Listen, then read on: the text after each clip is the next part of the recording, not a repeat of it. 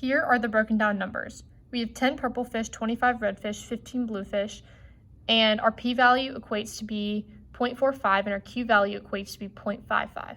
There are 50 fish in the population and 100 alleles total. Our initial population is indeed consistent with Hardy-Weinberg equilibrium. We have mathematically determined this through the use of the Hardy-Weinberg equation.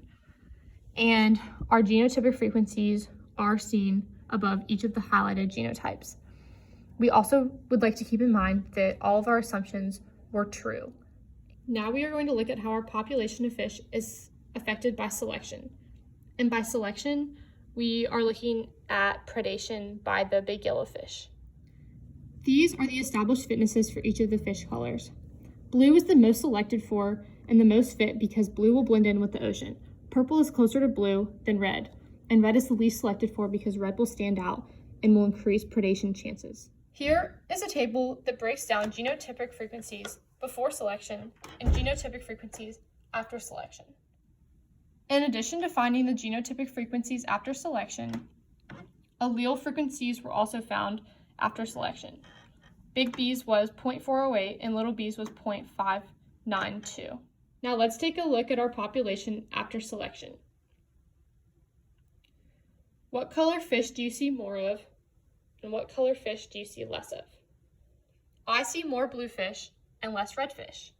Now let's check this mathematically. Now, due to the higher fitness levels of both extremes, the homozygous dominant and the homozygous recessive genotypes, the purple and blue fish are selected for, and the red fish are declining in population as seen in the genotypic frequency after selections. The value has decreased since the frequencies before selection. The frequencies of the purple fish and the blue fish have slightly increased after selection. We would consider this population being affected by disruptive selection, which is also called underdominance.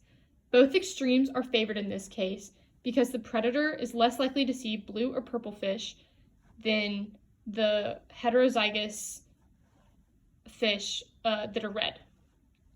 This will long-term allow both alleles to remain present in the population as the recessive and the dominant alleles are still going to evolve in generations to follow. This is how disruptive selection creates a bimodal population.